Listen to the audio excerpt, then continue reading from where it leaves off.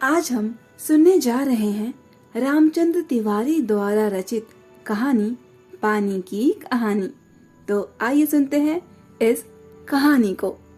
मैं आगे बढ़ा ही था कि पेड़ की झाड़ी पर से मोती सी एक बूंद मेरे हाथों पर आ पड़ी। मेरे आश्चर्य का ठिकाना ना रहा जब मैंने देखा कि ओस की बूंद मेरी कलाई पर से सरककर हथेली पर आ गई है। मेरी दृष्टि पड़ते ही वह ठहर गई। थोड़ी देर में मुझे सितार के तारों की सी झंकार सुनाई देने लगी। मैंने सोचा कि कोई तो बजा रहा होगा। चारों ओर देखा, कोई नहीं था वहां पर। फिर मुझे अनुभव हुआ कि यह स्वर मेरी हथेली से निकल रहा है। ध्यान से देखने पर मालूम हुआ कि बूंद के दो कण हो गए हैं और वे दोनों हिल हिल कर ये स्वर उत्पन्न कर रहे हैं, मानो बोल रहे हों। उसी सुरीली आवाज में मैंने सुना, सुनो सुनो। मैं चुप था। फिर आवाज आई, सुनो सुनो। अब मुझसे भी ना रहा गया, मेरे मुख से निकल गया, कहो कहो। ओस की बूंद मानो प्रसन्नता से हिली और बोली, मैं ओस हूँ, जानता हूँ। मैंने कहा, लोग मुझे पानी कहते हैं और जल भी, मालूम है। मैं बेर के पेड़ से आई हूँ। झूठी, मैंने कहा और सोचा, बेर के पेड़ से क्या पानी का फव्वारा निकलता है? बूंद फिर हिली, मानो मेरे अविश्वास से उसे दुख हुआ हो। सुनो, मैं इस पेड़ के पास की भूमि में बहुत दिनों से इधर उधर घूम रही थी। मैं कणों को हृदय से टटोलती फिरती थी कि एकाएक पकड़ी गई। कैसे? मैंने पूछा। वह जो पेड़ तुम देखते हो ना, वह ऊपर ही इतना बड़ा नहीं है, पृथ्वी में भी लगभग इतना ही बड़ा है। उसकी बड़ी बड़ी जड़ें, छोटी जड़ें और जड़ों के रोए भी हैं। वो रोए बड़े निर्दयी हैं। मुझ जैसे असंख्य जल कणों को वे बलपूर्वक पृथ्वी में खींच लेते हैं। कुछ को तो पेड़ एकदम खा ही जाते हैं और अधिकांश का सब कुछ छीनकर उन्हें बाहर निकाल देते हैं। क्रोध और घृणा से उसका शरीर कांप उठा। तुम क्या समझते हो कि वो इतने बड़े यूं ही खड़े हुए हैं? उन्हें इतना बड़ा बनाने के लिए मेरे असंख्य बंधुओं ने अपने प्राण नाश किए हैं। मैं बड़े ध्यान से उसकी यह कहानी सुन रहा था।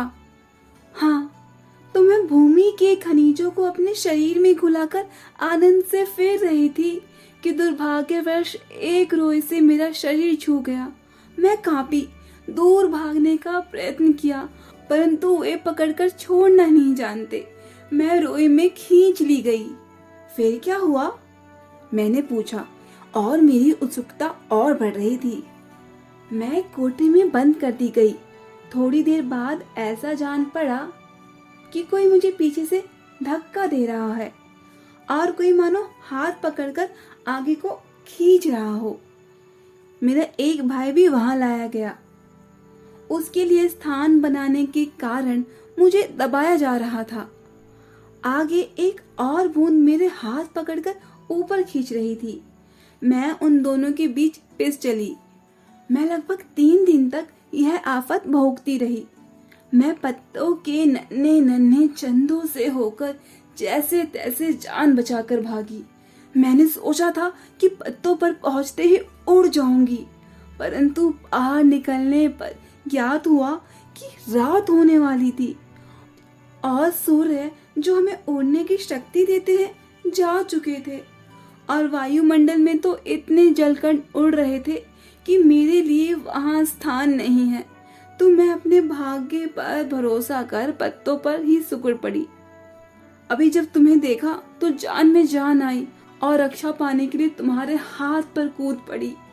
इस दुख तथा भावपूर्ण कहानी का मुझ पर बड़ा प्रभाव पड़ा। मैंने कहा, जब तक तुम मेरे पास हो कोई पत्ता तुम्हें ना छू सकेगा। भैया, तुम्हें इसके लिए धन्यवाद है। मैं जब तक सूर्य ना निकले तभी तक रक्षा चाहती हूँ। उनका दर्शन करते ही मुझ में उड़ने की शक्ति आ जाएगी। मेरा जीवन विचित्र घटनाओं से परिपूर्ण है। मैं उसकी कहानी तुम्हें सुनाऊंगी तो तुम्हारा हाथ तनिक भी ना दुखेगा। अच्छा अच्छा, तो सुनाओ। बहुत दिन हुए मेरे पुरखे हाइड्रोजन और ऑक्सीजन नामक दो गैसें सूर्यमंडल में लपटों के रूप में विद्यमान थी। सूर्यमंडल निश्चित मार्ग पर चक्कर काट रहा था। वे दिन थे जब हमारे ब्रह्मांड में उथल पुथल हो रही थी। अनेक ग्रह और उपग्रह बन रहे थे। ठहरो ठहरो, क्या तुम्हारे पुरखे अब सूर्यमंडल में नहीं हैं? हैं। उनके वंशज अपनी भयावह लपटों में अब भी उनका मुख उज्जवल किए हुए हैं। हाँ, तो मेरे पुरखे बड़ी प्रसन्नता से सूर्य के धरातल पर नाचते रहते थे। एक दिन की बात है कि दूर एक प्रचंड प्रकाश पिंड दिखाई पड़ा। उनकी आंखें चौंधियाने लगी। यह पिंड बड़ी तेजी से सूर्य की ओर बढ़ रहा था। ज्यों-ज्यों पास आता जा रहा था, उसका आकार बढ़ता जा रहा था। यह सूर्य से लाखों गुना बड़ा था। उसकी महान आकर्षण शक्ति से हमारा सूर्य कांप उठा। ऐसा ज्ञात हुआ कि उस ग्रह राज से टकराकर हमारा सूरज चूर्ण हो जाएगा, पर वैसा हुआ नहीं। वह सूर्य से सहस्रों दूर घूम चला, परंतु उसकी भीषण आकर्षण शक्ति के कारण सूर्य का एक भाग टूटकर उसके पीछे चला। सूर्य से टूटा हुआ भाग इतना भारी खिंचाव संभाल न सका और कई टुकड़ों में टूट गया। उन्हीं में से एक टुकड़ा हमारा पृथ्वी है। यह प्रारंभ में एक बड़ा आग का गोला था। ऐसा? परंतु उन लपटों से तुम पानी कैसे बनी? मुझे ठीक से पता नहीं। हाँ, यह सही है कि हमारा ग्रह ठंडा होता चला गया और मुझे याद है कि अरबों वर्ष पहले से हाइड्रोजन और ऑक्सीजन के रासायनिक क्रिया के कारण उत्पन्न हुई थी। उन्होंने आपस में मिलकर अपना प्रत्यक्ष अस्तित्व गंवा दिया है और मुझे उत्पन्न किया। मैं उन दिनों भाप के रूप में पृथ्वी के चारों ओर घूमती फिरती थी। उसके बाद ना जाने क्या हुआ। जब मुझे होश आया तो मैंने अपने को ठोस बर्फ के रूप में पाया। मेरा शरीर पहले भाप रूप में था, वह अब अत्यंत छोटा हो गया था। वह पहले से कोई सधरवा भाग रह गया था। मैंने देखा मेरे चारों ओर मेरे असंख्य साथी बर्फ बने पड़े थे। जहां तक दृष्टि जाती थी, बर्फ के अतिरिक्त कुछ दिखाई न पड़ता था। जिस समय हमारे ऊपर सूर्य की किरणें पड़ती थी तो सौंदर्य बिखर पड़ता था। हमारे कितने साथी ऐसे भी थे जो बड़ी उत्सुकता से आंधी में ऊंचा उड़ने, उछलने कूदने के लिए कमर कसे तैयार बैठे रहते थे। बड़े आनंद का समय रहा होगा वहां। बड़े आनंद का। कितने दिनों तक? कई लाख वर्षों तक। कई लाख? हाँ, चौंको नहीं। मेरे जीवन में 100-200 वर्ष दाल में नमक के समान भी नहीं है। मैंने ऐसे दृग्जीवी से वार्तालाप करते जान अपने आप को धन्य माना और ओस की बूंद के प्रति मेरी श्रद्धा बढ़ चली। हम शांति से बैठे एक दिन हवा से खेलने की कहानियां सुन रहे थे कि अचानक ऐसा अनुभव हुआ मानो हम सरक रहे हों। सबके मुख पर हवाएं उड़ने लगी। अब क्या होगा? इतने दिन आनंद से काटने के पश्चात अब दुख सहन करने का साहस हम में ना था। बहुत पता लगाने पर हमें ज्ञात हुआ कि हमारे भार से भी हमारे नीचे वाले भाई दबकर पानी हो गए हैं। उनका शरीर ठोसपन को छोड़ चुका था और उनके तरल शरीर पर हम फिसल चले हैं। मैं कई माह समुद्र में इधर उधर घूमती रही। फिर एक दिन गर्म धरा से भेंट हो गई। धारा के जलते अस्तित्व को ठंडक पहुंचाने के लिए हमने उसकी गर्मी सोखनी प्रारंभ कर दी और इसके फलस्वरूप मैं पिघल पड़ी और पानी बनकर समुद्र में मिल गई। समुद्र का भाग बनकर मैंने जो दृश्य देखा वह वर्णनातीत है। मैं अभी तक समझती थी कि समुद्र में केवल मेरे बंधुओं का ही राज्य है, परंतु अब ज्ञात हुआ कि पहल वास्तव में तो दूसरे ही जीवों की है और उनमें नीरा नमक भरा है। पहले पहल समुद्र का खारापन मुझसे बिल्कुल नहीं भाया, जी मचलाने लगा, पर धीरे धीरे सब सहन हो चला। एक दिन मेरे जी में आया कि मैं समुद्र के ऊपर तो घूम चुकी हूँ, भीतर चलकर भी देखना चाहिए कि क्या है। इस कार्य के लिए मैंने गहरे में जाना प्रारंभ किया। मार्ग में मैंने विचित्र विचित्र जीव देखे। मैंने अत्यंत धीरे धीरे रेंगने वाले घोंगे, जालीदार मछलियां, कई कई मन भारी कछुए और हाथों वाली मछलियां देखी। एक मछली ऐसी देखी जो मनुष्य से कई गुना लंबी थी। उसके 8 हाथ थे। वह इन हाथों में अपना शिकार को जकड़ लेती थी। मैं और गहराई की खोज में किनारे से दूर गई तो मैंने एक ऐसी वस्तु देखी कि मैं चौंक पड़ी। अब तक समुद्र में अंधेरा था। सूर्य का प्रकाश कुछ ही भीतर तक पहुंच पाता था और बल लगाकर देखने के कारण मेरे नेत्र दुखने भी लगे थे। मैं सोच रही थी कि यहाँ पर जीवों को कैसे दिखाई पड़ता होगा कि सामने ऐसा जीव दिखाई पड़ा मानो कोई लालटेन लिए घूम रहा हो। यह एक अत्यंत सुंदर मछली थी। इसके शरीर से एक प्रकार की चमक निकलती थी जो इसे मार्ग दिखलाती थी। इसका प्रकाश देखकर कितनी छोटी छोटी अनजान मछलियां इसके पास आ जाती थी और यह जब भूखी होती थी तो पेट भर उनका भोजन करती थी।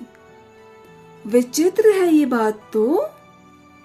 हाँ, जब मैं और नीचे समुद्र की गहरी तह तक पहुंची तो मैंने देखा कि वहां भी जंगल है।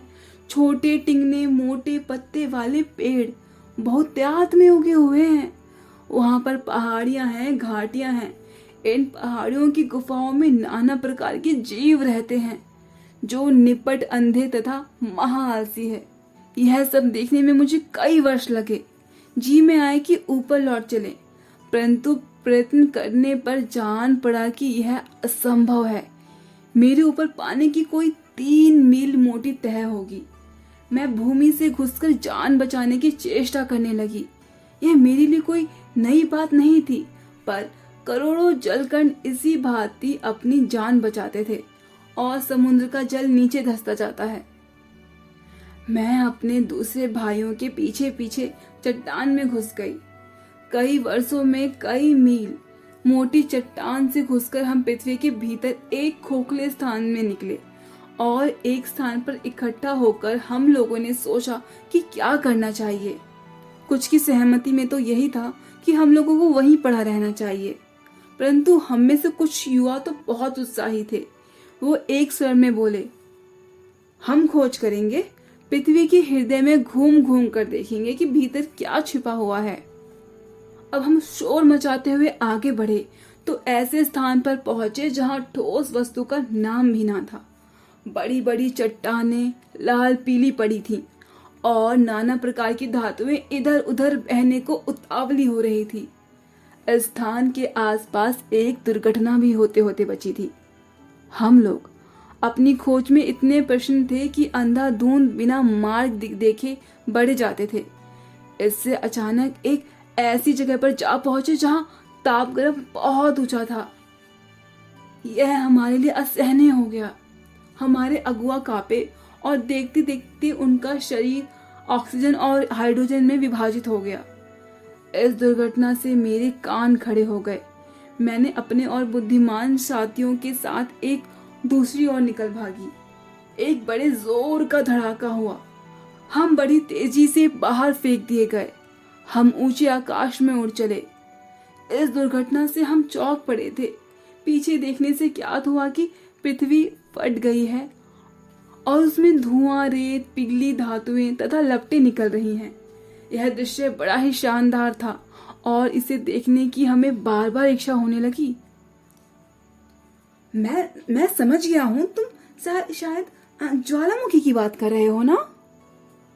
हाँ, तुम लोग उसे ज्वालामुखी कहते हो ना। अब जब हम ऊपर पहुंचे तो हमें एक और भाप का बड़ा दल मिला। हम गरज कर आपस में मिले और आगे बढ़े। पुरानी सहेली आंधी से भी हमें वहां दर्शन हुए। वह हमें पीठ पर लादे कभी इधर ले जाती थी, कभी उधर। वह दिन बड़े आनंद के थे।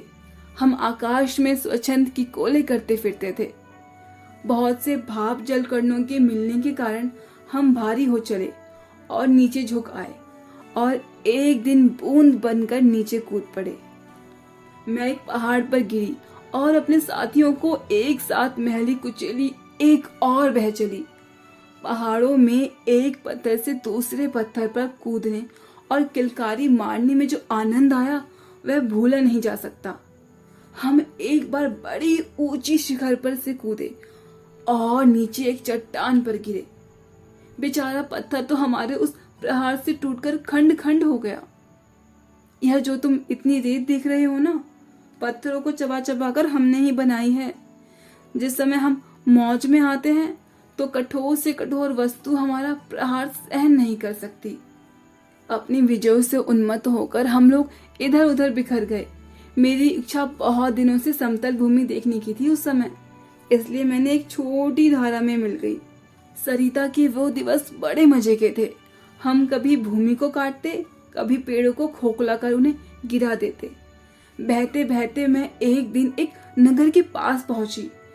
मैंने देखा कि नदी के तट पर एक ऊंची मीनार में से कुछ काली काली हवा निकल रही है। मैं उत्सुक होकर उसे देखने के लिए क्या बढ़ी कि अपने हाथों दुर्भाग्य को न्योता दे दिया। जो ही मैं उसके पास पहुंची, अपने और अपने साथियों के साथ एक मोटे नल में खींच ली गई। कई दिनों तक मैं नल में घूमती फिरी। मैं प्रति क्षण उसमें से निकल भागने की चेष्टा में लगी रहती थी। भाग्य मेरे साथ था। बस एक रात के समय मैं ऐसे स्थान पर पहुंची जहां नल टूटा हुआ था। मैं तुरंत उसमें से होकर निकल भागी और पृथ्वी में समा गई। अंदर ही अंदर घूमते घूमते मैं इस बेड़ के पास पहुंची। वह रुकी। सूर्य निकल आए थे। बस, मैंने कहा। हाँ, मैं अब तुम्हारे पास नहीं ठहर सकती। सूर्य निकल आए हैं, तुम मुझे रोक कर नहीं रख सकते। वह ओस की बूंद धीरे धीरे घटी और आंखों से ओझल हो गई।